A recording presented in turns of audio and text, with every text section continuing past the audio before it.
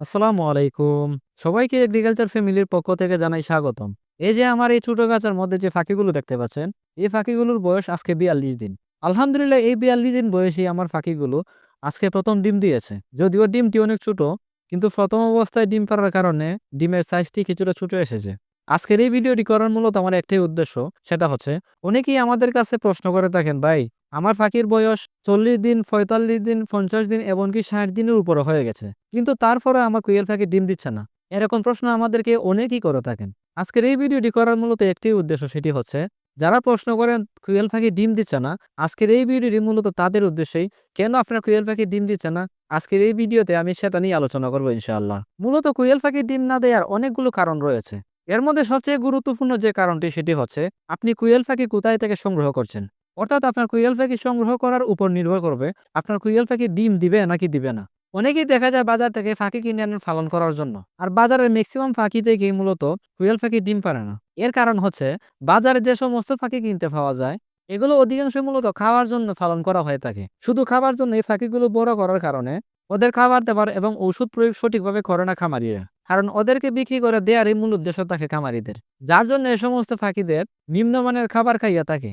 এর ফলে পাখির ডিম উৎপাদন হওয়ার যে ক্ষমতা থাকে সেটি আস্তে আস্তে নষ্ট হয়ে যায়। যার জন্য আপনি বাজার থেকে যে ফাঁকিগুলো কিনে আনেন, এই ফাঁকিগুলো দেখা যায় পরবর্তীতে ডিম পারে না।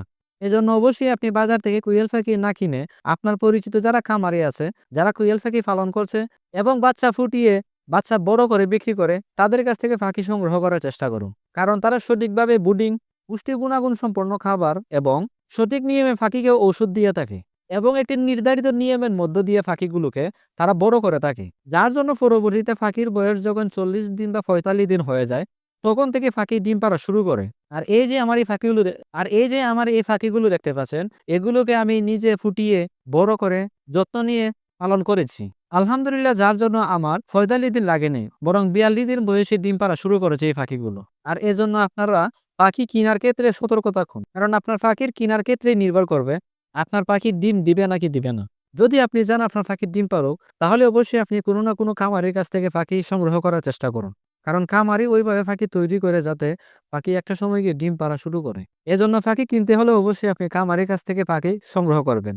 আর পাখি নিয়ে আসার পর পুষ্টি গুণাগুণ সম্পূর্ণ যে খাবার আছে, যেমন নারিশ কোম্পানি অথবা কোয়ালিটির যে ফিডগুলো আছে সেগুলো খাওয়ানোর চেষ্টা করবেন। কারণ এই ফিডগুলোতে অন্যান্য খাবারের চেয়ে পুষ্টি গুণাগুণ অনেক ভালো থাকে। আর আপনি কিভাবে কোয়েল পাখি পালন করবেন, আমার চ্যানেলে অসংখ্য ভিডিও রয়েছে, চাইলে আপনারা সেই ভিডিওগুলো দেখে নিতে পারেন।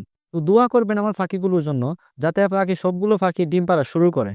আর কোয়েল পাখি পালন সম্পর্কে যদি কোনো ধরনের প্রশ্ন থাকে তাকে কমেন্ট করে দিন, আমি পরবর্তীতে তার উত্তর দিয়ে দিব ইনশাআল্লাহ। নতুন যারা এখনো আমার চ্যানেলটি সাবস্ক্রাইব করেননি, এরকম নিত্য নতুন ভিডিও পেতে এখনই চ্যানেলটি সাবস্ক্রাইব করে পাশে থাকা বেল আইকনটি অন করে রাখুন।